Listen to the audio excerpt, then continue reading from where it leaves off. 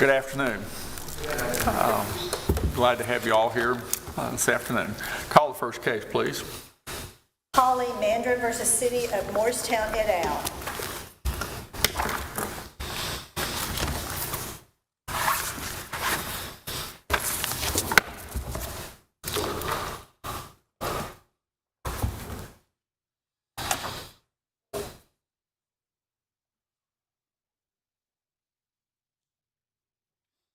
We'll hear from the appellant.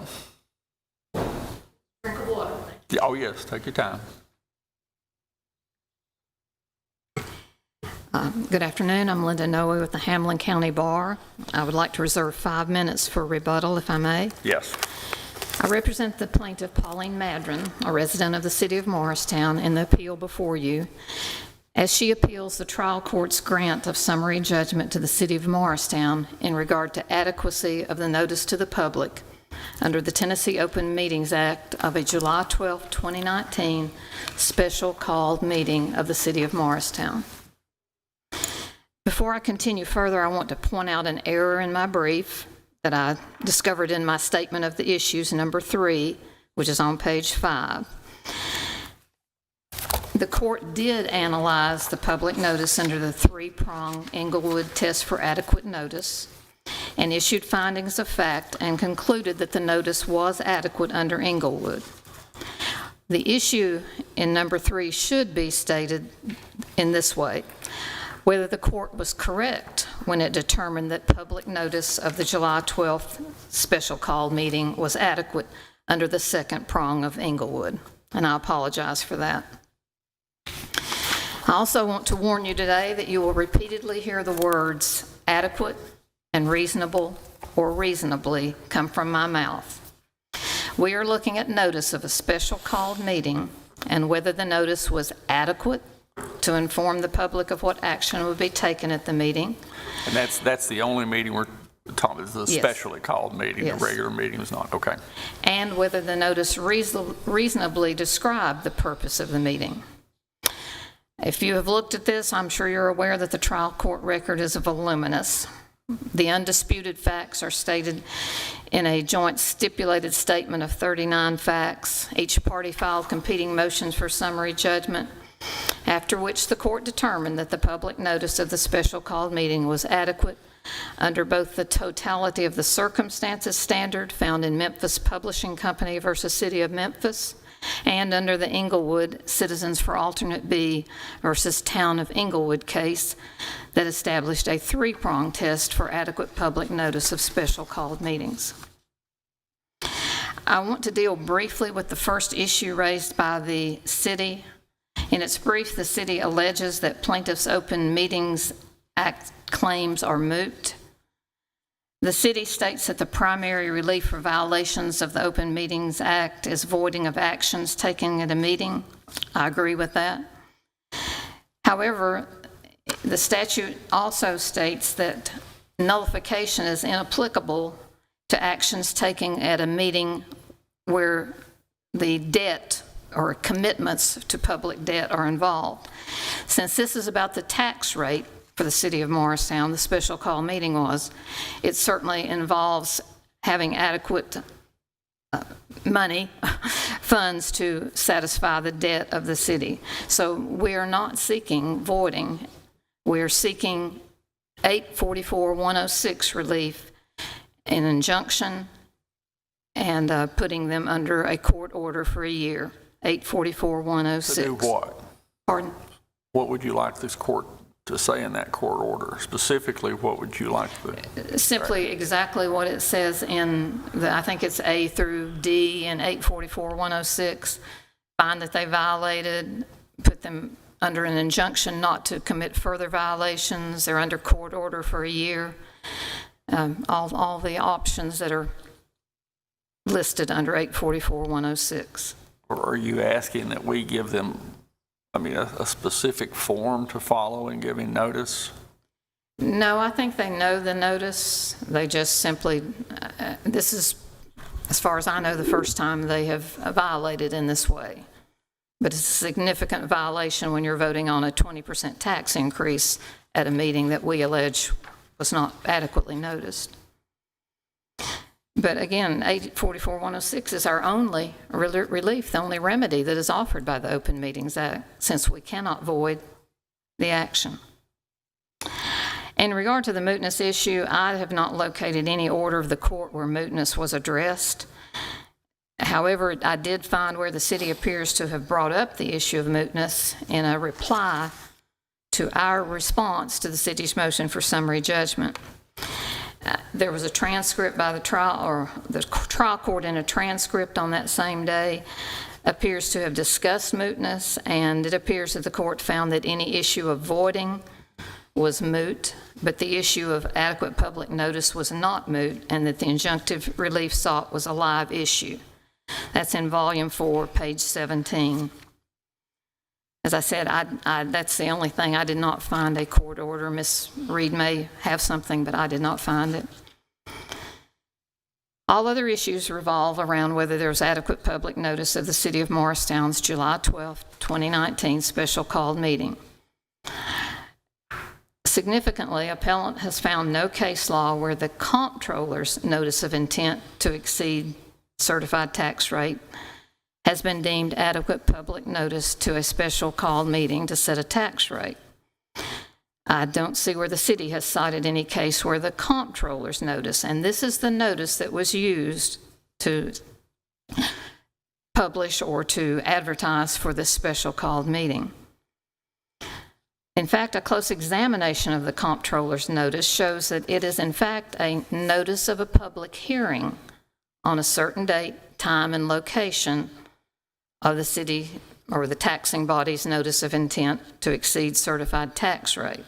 It is our position that the comptroller's notice is not a notice of a public meeting, regular or special. Certainly it could be adapted to provide adequate notice, but on its own it does not appear to satisfy the requirements of a special meeting.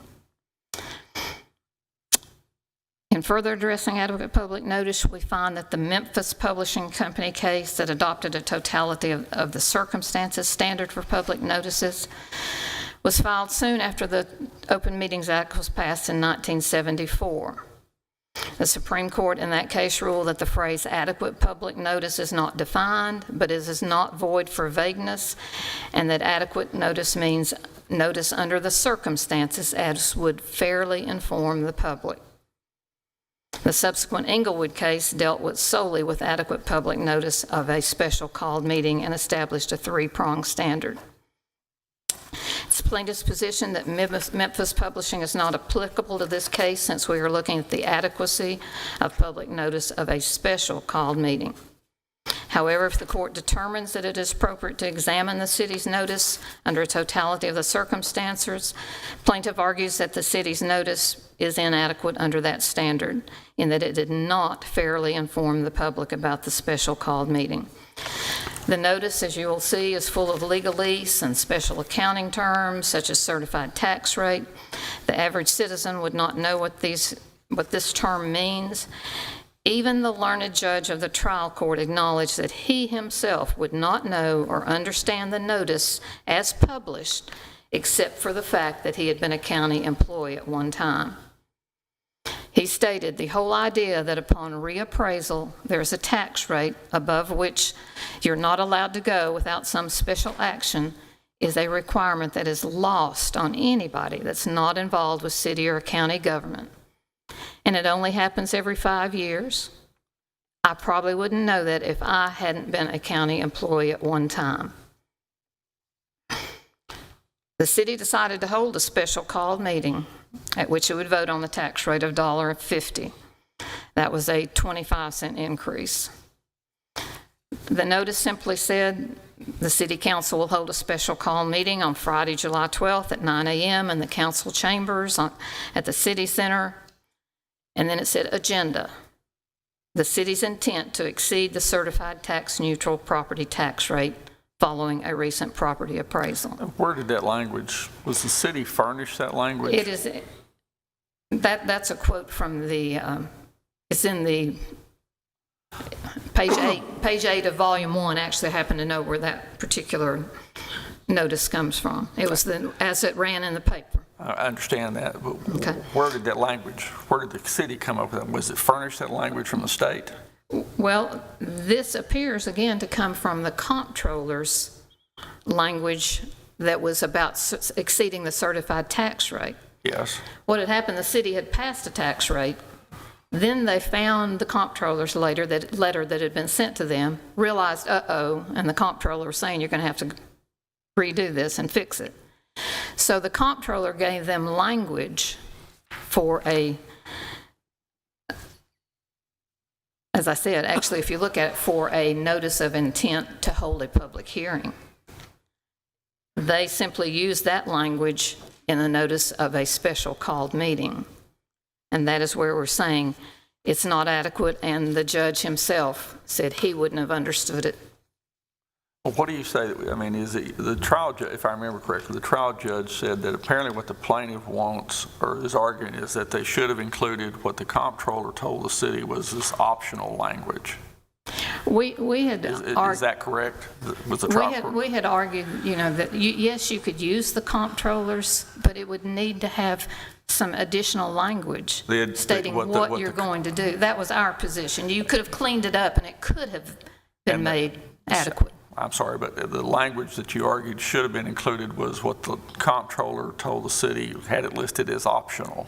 Right. The comptroller had listed as optional. Since they were doing a special call meeting, they needed to use that optional language, because otherwise it's just, as the judge said, I wouldn't know what it is. Okay, thank you. You have your time for rebuttal. Thank you. Hear from the appellee.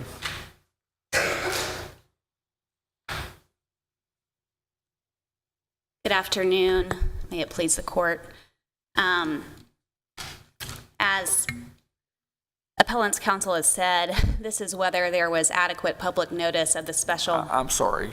You want to introduce yourself to us, please? Oh, I'm sorry. Courtney Reed. I apologize. Thank you. As appellant's counsel said, this is about whether there was adequate public notice of the special called meeting on July 12th of 2019. Appellant's counsel focuses on one of the notices, which is the newspaper notice. There were actually three. There was one that she's adequately described what was in the newspaper notice, which was the intent to exceed the certified tax rate. The notice on the city events calendar online said agenda adopting a tax rate on first reading, and the notice on the bulletin board in the rotunda of the city center said adopting a tax rate. And Your Honors, the Englewood test, and I agree with appellant's counsel, that's the second part of the Englewood test that's at issue, which is where the contents of the notice reasonably described the purpose of the meeting or the action to be taken. It's an or and not an and. And under any of these notices, they comply with the test in Englewood and the test in Memphis Publishing Company that appellant's counsel adequately recited for you. The newspaper notice reasonably described the purpose of the meeting, the city's intent to exceed the certified tax-neutral property tax rate following recent property reappraisal. And to answer your question, Chief Justice Sweeney, the city was furnished language from the state in an email, which is in the record. And there's another statute at play in addition to the Open Meetings Act, which is 67-5-1702, which sets forth the procedure as to levying a tax rate in excess of the certified or equalized tax rate. So the city was trying to comply with not only the Open Meetings Act, but also this additional statute. And it provides governing bodies shall advertise its intent to exceed the certified tax rate in a newspaper of general circulation in the county. And they were also, under that statute, required to have a public hearing prior to adopting the ordinance exceeding the certified tax rate. And in the city of Morristown, under their ordinances, you have to pass an ordinance on 2 readings. And so the public hearing took place on July 16th. So there's background that's important, Your Honors, as appellant's counsel has alluded to, the city actually passed a property tax rate at the same rate of $1.50 per $100 assessed property value back in June of 2019. The State Board of Equalization had sent a letter to the mayor that the city didn't realize had been sent until after they already passed the property tax rate for fiscal year 2019 to 2020. And once they discovered that, they decided to hold this special called meeting for purposes of voting on a property tax rate that exceeded the certified property tax rate. And as far as what Judge Wright said, the trial court judge, in his order, this was also subject to a motion to alter or amend the judgment. And the trial court, it's in the transcript and the record explained, no, I wasn't saying that a person couldn't understand what exceeding the tax rate meant. I was saying understanding the process of certifying a tax rate wouldn't be understandable to an ordinary person. And as pointed out by the trial court on in volume 3, page 402 of the record, the city had already once publicly considered and passed the $1.50 tax rate and was not trying to sneak in a property tax increase. The city was simply ensuring compliance with requirements for exceeding the certified tax rate after a reappraisal. And taking all of these notices together and just individually, I mentioned the newspaper notice that reasonably described the purpose, which was to intent to exceed the certified tax rate.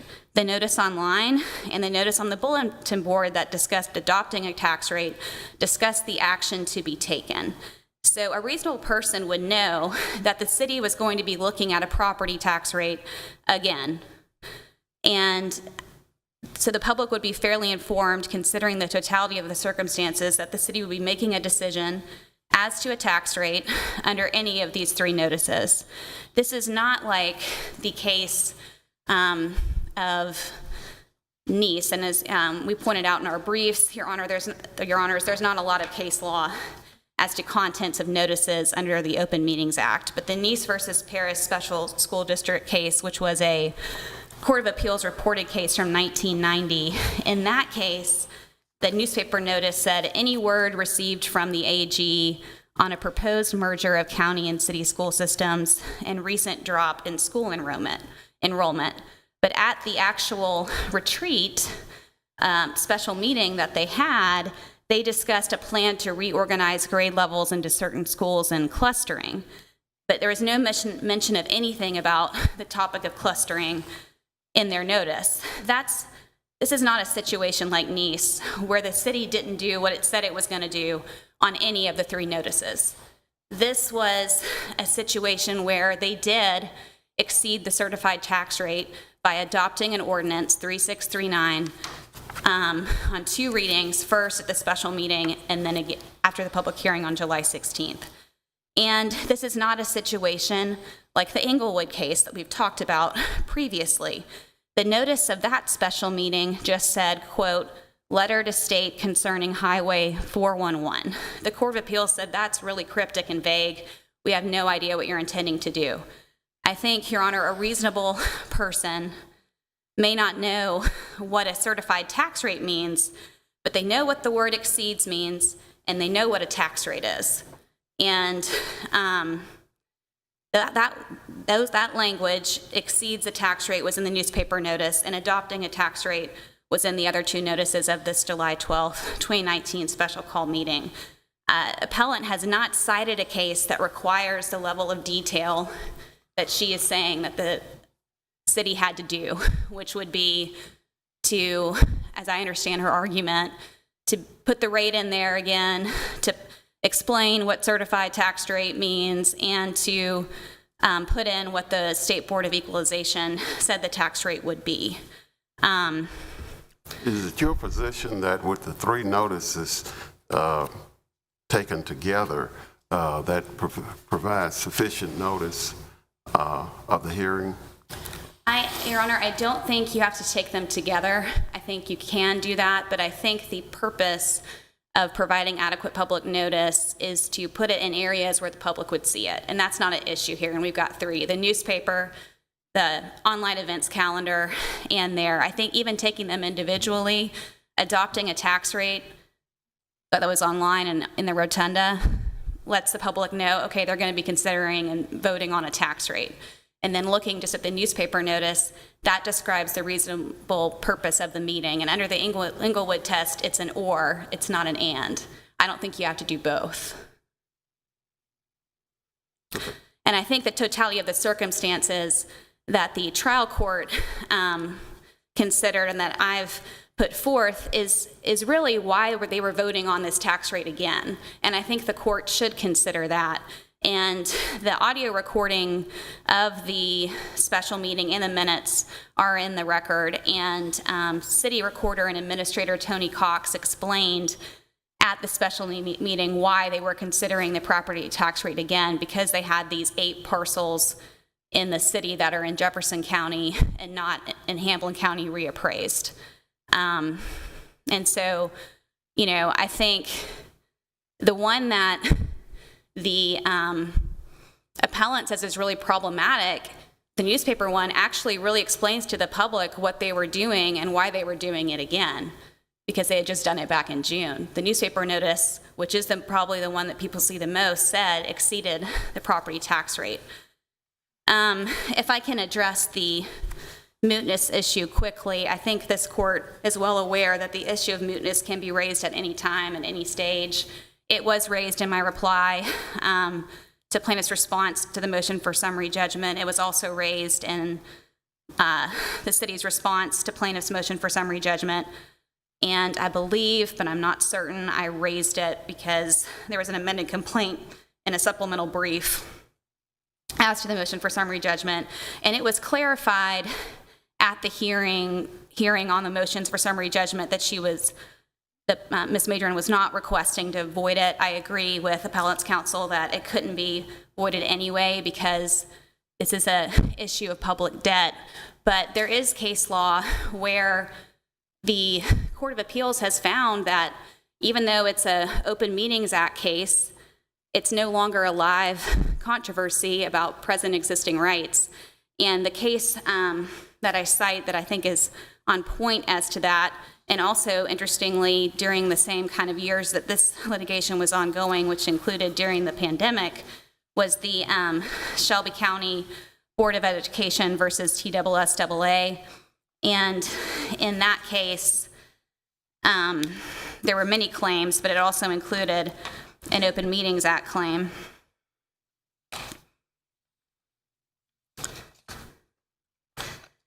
And the TSSAA had determined that certain students were ineligible to participate on a school's basketball team during the 2017 to 2018 season. And at the time, just like in this case, the trial court heard competing motions for summary judgment.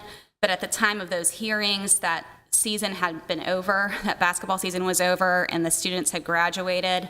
The trial court made rulings on the motions, but the Court of Appeals said those were just advisory opinions as the claims were now moot. Another case that I cited in my brief was the Hicks versus Metropolitan Government of Nashville case.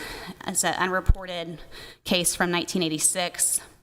And in that, it was action of a local government as to a lease of a fairground property. The lease had expired during the pendency of the litigation. You know, a lease would also involve public monies. And the Court of Appeals said that action was moot at that point as well. And here, at the time of the respective motions for summary judgment, the fiscal year had already lapsed. And now, today, we're in fiscal year 2022 to 2023, with the city operating under a new annual budget with a new property tax rate. And again, I think the law is clear that, you know, with mootness, the cases have to remain justiciable throughout the entire course of the litigation. And as to whether the court's order mentioned that Ms. Noe pointed out, it is in the transcript. He did make a ruling in the transcript basically saying, well, I think it's moot as to any relief under 844-105, but he did not agree with me that it was moot in general. But again, I think your honors can consider that at any point in the litigation. But in any event, I think the trial court got it right. as to whether the content of the notices of the July 12, 2019 special call meeting were adequate and complied with the Open Meetings Act. There were other issues raised in the appellant's brief, but I think Chief Justice Sweeney clarified that with appellant's counsel that we're just here about those notices at the special meeting, and she's not making any arguments as to the notice of the public hearing. But I'm happy to address that because it is mentioned in her brief, if the court would like. It's up to you. Okay. Well, let me just talk about it briefly. In the amended complaint, the appellant had made an allegation that the notice as to the public hearing about the intent to exceed the certified tax rate was inadequate and somehow illegal, but the only law she cited was the Open Meetings Act. She didn't cite any other state law. At the hearing on the motions for summary judgment, and as set forth in the trial court's order, appellant's counsel conceded she was not making a claim as to the July 16th, 2019 notice of public hearing that appeared in the newspaper, but it was raised again in her brief. So I would just say that, one, under the Open Meetings Act, for a regular meeting, it's adequate public notice of the meeting. The most recent case is two, actually, Gray versus Dickinson County, unreported case from this year, and Fisher versus Rutherford County Regional Planning Commission from 2013, also unreported. In the Fisher case, it was challenged whether there was adequate public notice that the Planning Commission was planning to vote on a site plan for a mosque. Court of Appeals said, no, you don't have to give an advance notice of the content of what was to happen during the regular scheduled meeting, just notice of the meeting itself. So I don't think there's a valid claim as to that, and I believe my time is up. Thank you, Your Honors. That's fine. Thank you. Hear from the appellant rebuttal.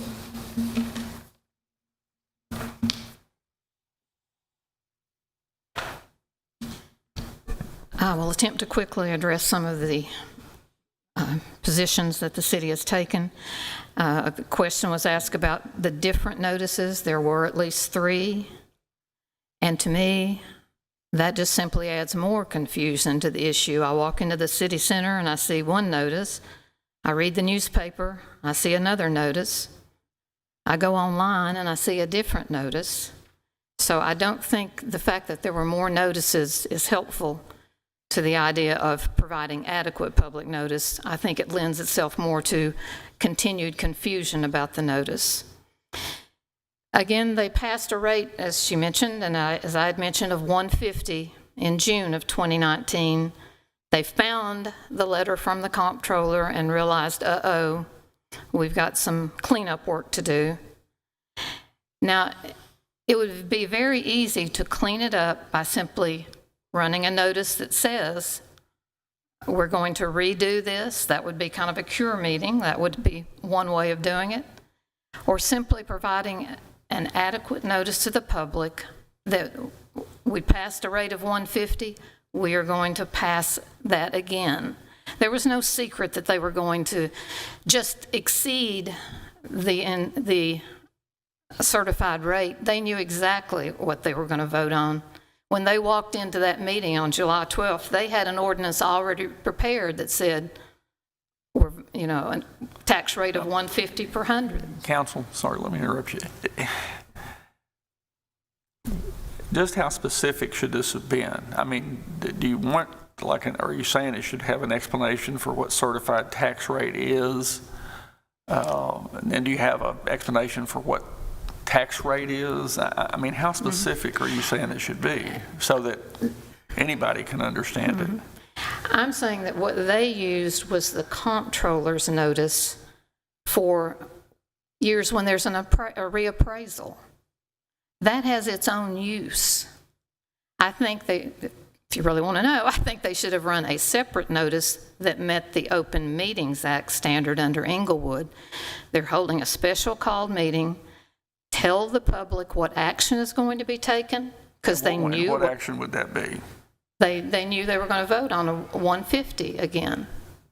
But now the public would know. We need to, again, I'm having difficulty in understanding why when the notice says we're going to vote to exceed the certified tax rate, why that isn't sufficient. I mean, why?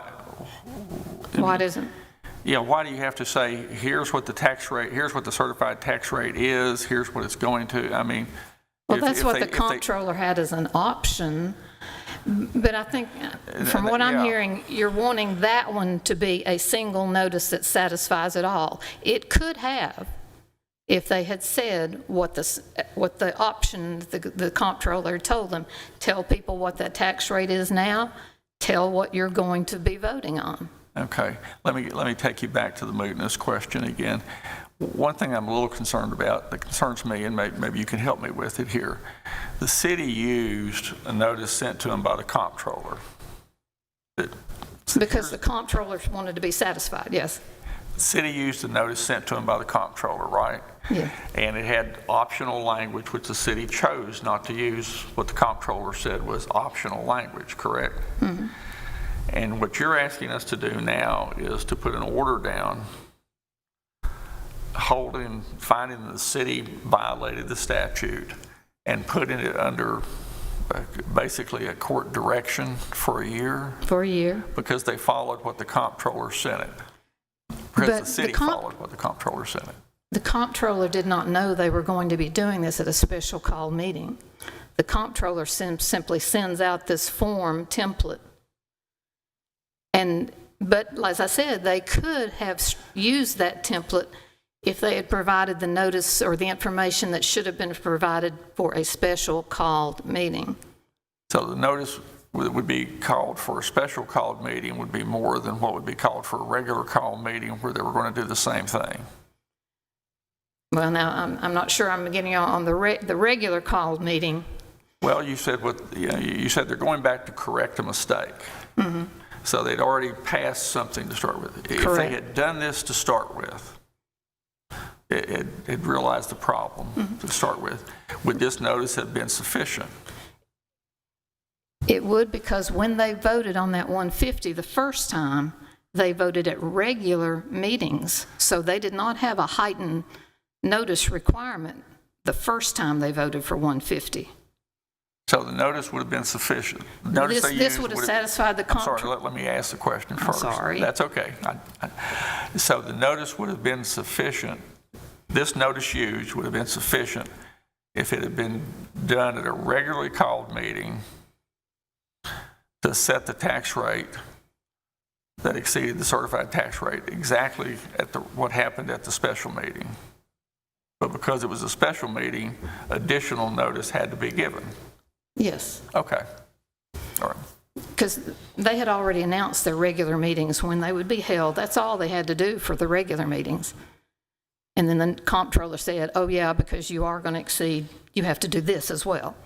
Okay. So yes, if they had done it that way. All right. Thanks. Thank you. Of course, thanks to both sides for your oral arguments today and for your briefs. We appreciate them.